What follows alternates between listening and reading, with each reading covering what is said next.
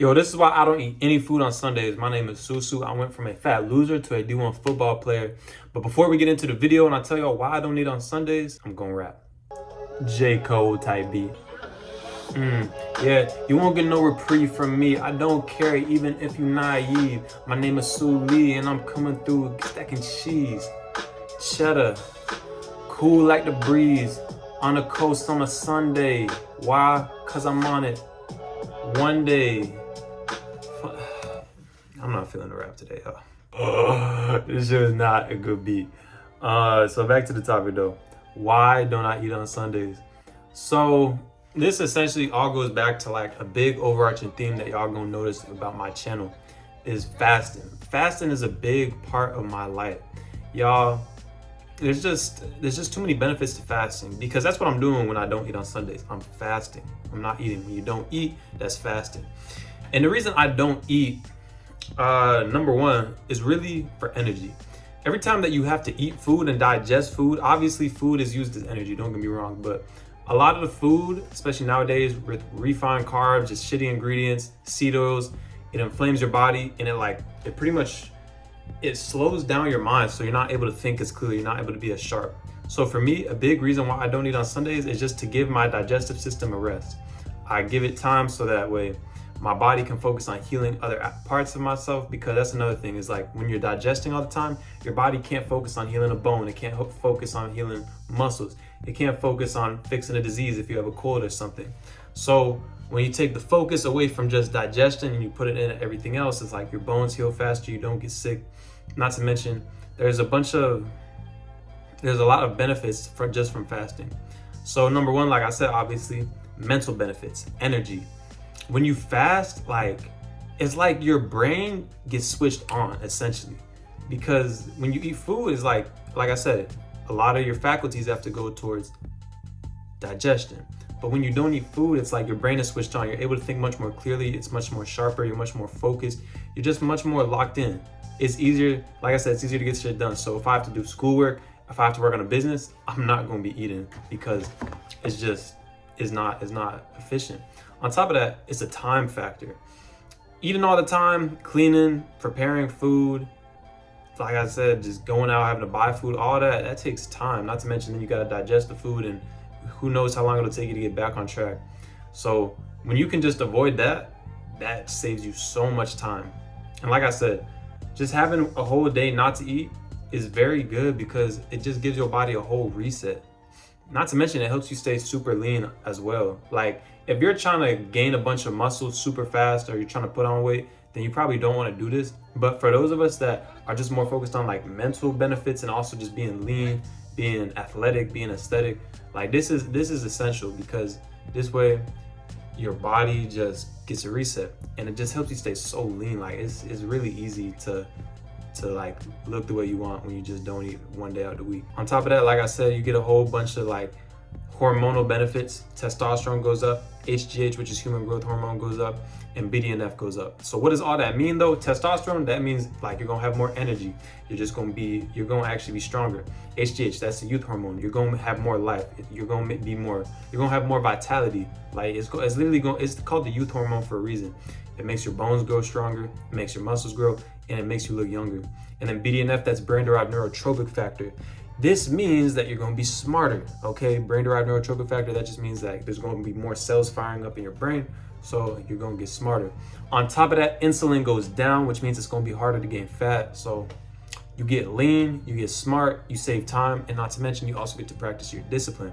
Because don't get me wrong, y'all, it wasn't easy at first for me to stop eating on Sundays. Like I had to really I had to work my way up towards it. Like first I went like one day without eating food, then I went 36 hours without eating food, then I was finally able to make it to 48 hours, which is what I do because I eat once a day. So if I eat on Saturday at 5 o'clock, then I won't eat again until Monday at 5 o'clock. So that's like a 48-hour fast.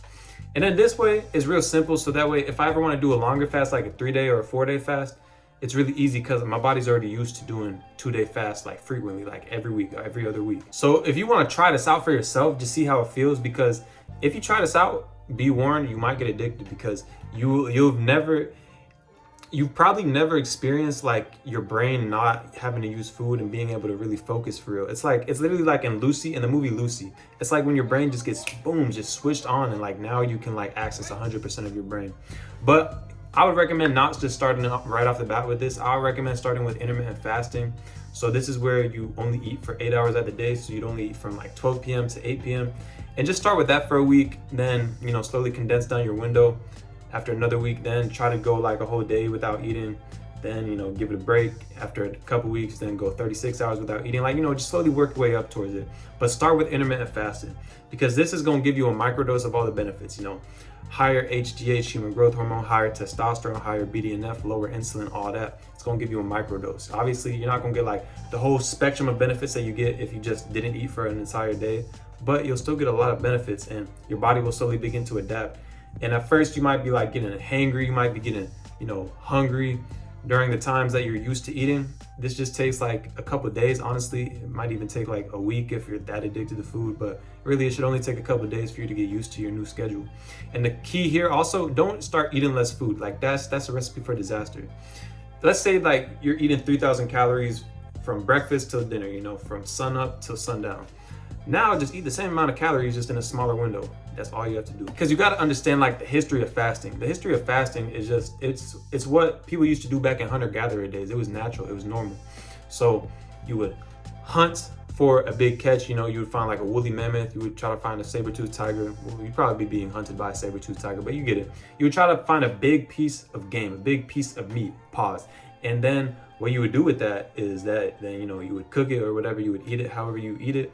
And then after that, you would have to, there was no fridges or nothing. You couldn't like save the food. So let's say you ate that at night on a Saturday. Now you got to find another piece of game and catch it and kill it on Sunday. So you wouldn't be eating that entire day up until you found that piece of meat, and then you could eat it later on in the day, let's say around evening time after you spent all day hunting and gathering. And this is really just like an adaptation, because if we weren't able to fast, if we weren't able to go long periods of time without food, we would have died out. That's why when you go long periods of time without food, your brain actually sharpens and you get more energy, because your body's like giving you energy. It's sharpening your brain. It's making it easier to think, so that way you can really focus in and go get some food.